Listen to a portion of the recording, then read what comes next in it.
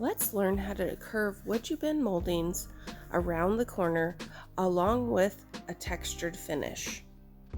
Okay, so we're going to heat this up really thoroughly so that we can bend it around that corner. And see, it did crack a little bit, which means I needed to take a little bit more time and been a little bit more patient to prevent that. Let's try it again on the other side. I already heated up the WoodUbend molding and now I'm getting some glue on it. I was more patient and I made sure to heat it up a good amount of time so that it prevented that cracking on this side.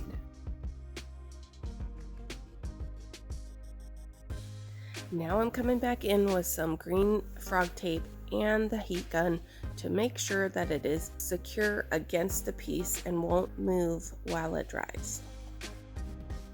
I did get heavy-handed with the glue, but with the textured finish that we're doing on this piece, it won't matter that much.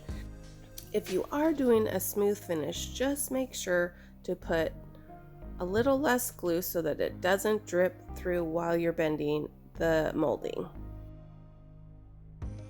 I have big plans for this gorgeous piece of molding. Let's get this heated up. This is going to take a good long amount of time. Make sure to test it out as you're going along before you start cutting. So we're going to cut right down that middle line to make two pieces. And then I'm going to come back with my Surf Prep sander and soften those edges.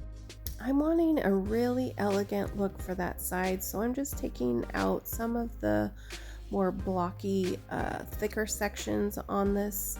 That way it'll sit perfectly against that side seam.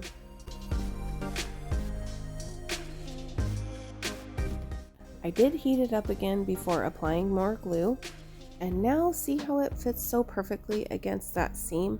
I'm going to use my heat gun to make sure that I can push and mold it around and cut off the little extra pieces and then press in so that it bends around that seam really nicely.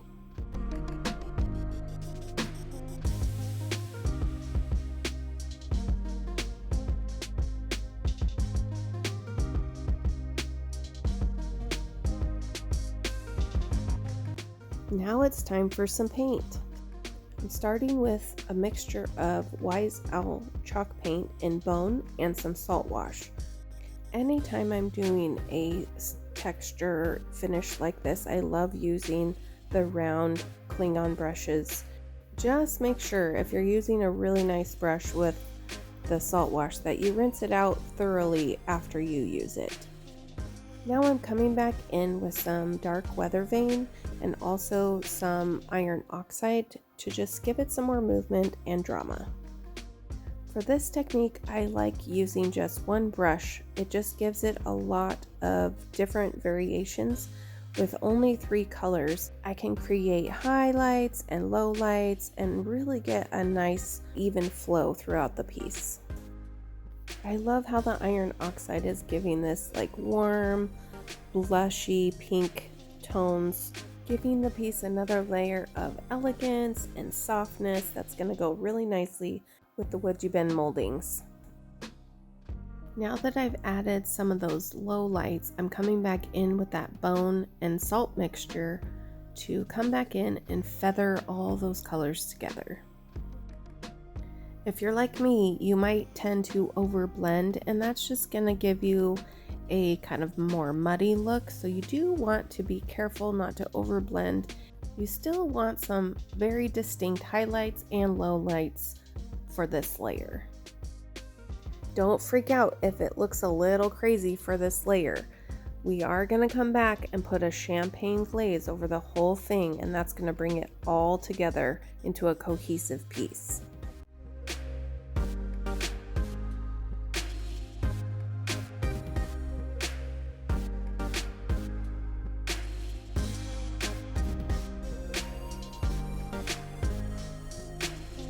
Okay, so I think I have that the way I want, and let's go on to the other side. So you might notice how I color block by offloading my brush into the spaces that I think need some shading. And while the dark color Weathervane is still wet, I grabbed some of that iron oxide to blend those two in, while also grabbing some of that bone Saltwash to create the highs and lows on the other side as well.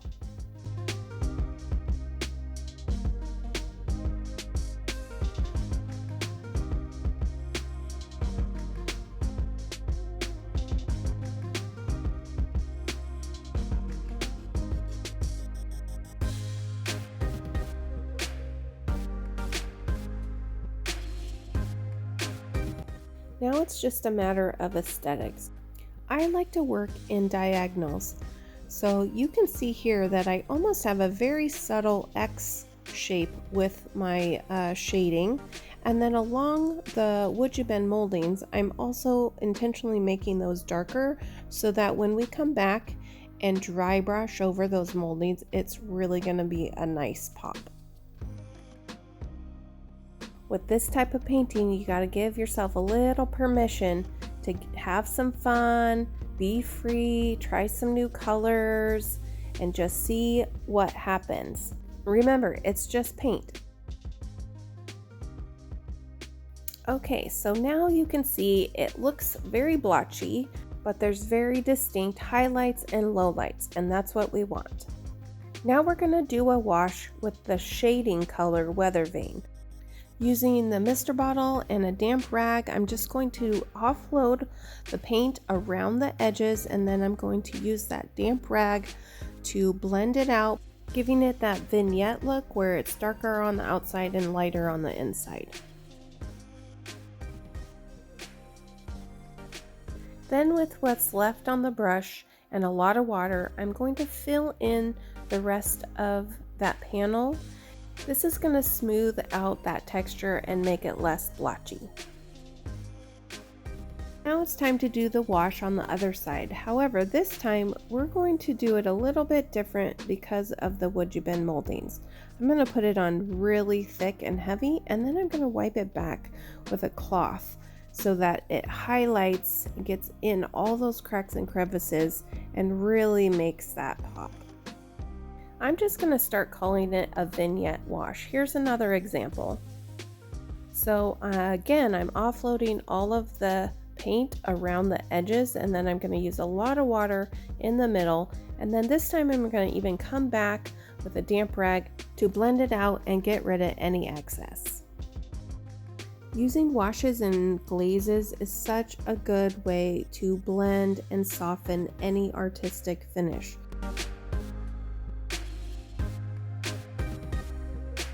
I created a champagne colored paint using pearl, bronze, and a little bit of gold. And now with a mister bottle and a damp rag, I'm just going to add it as a wash over the entire piece. Look how it makes those WoodUbend Mouldings pop. Ooh, it's so pretty.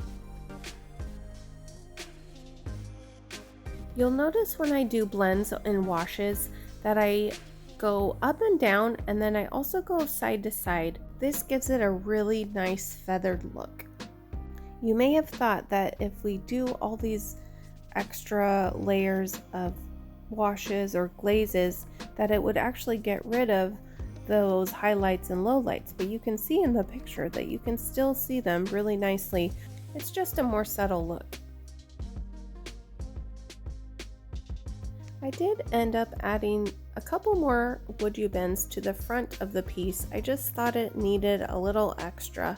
I'm just coming back in with that champagne paint and just using my finger to highlight over the top of those WoodUbends and along the edges.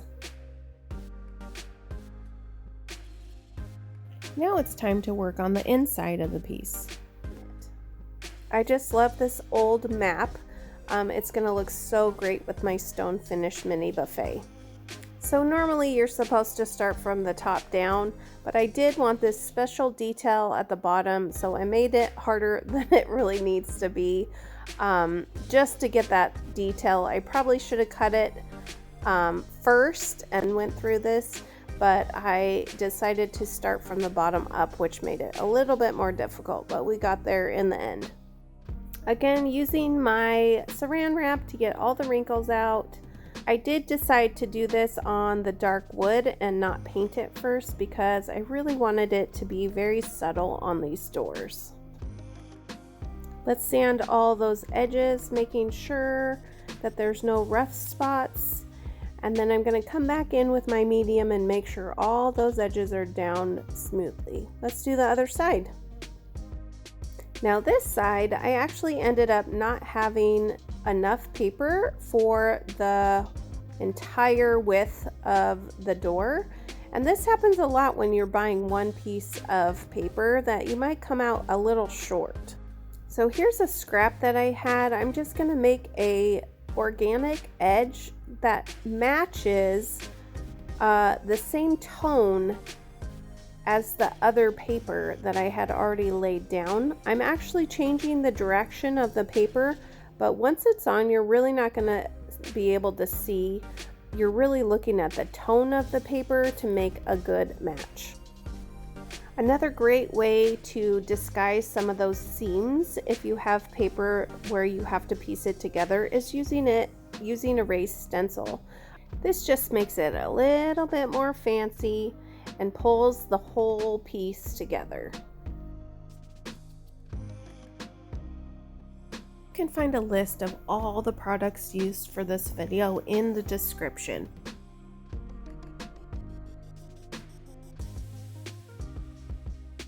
Now I'm just going to come in and age it with some of the same tones that I used on the outside of the piece on the inside, so it brings it all together.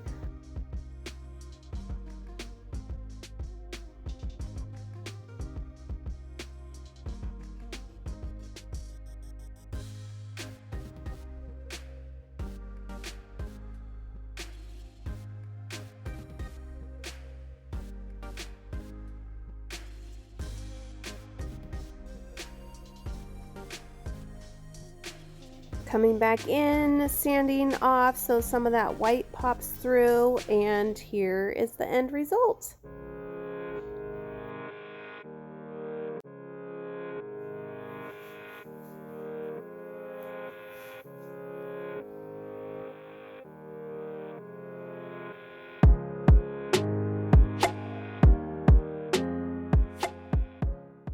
You can find all the products on our website at ignitefurnishings.co.com and the links in the descriptions.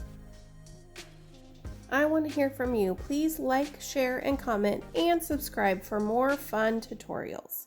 Thanks for watching.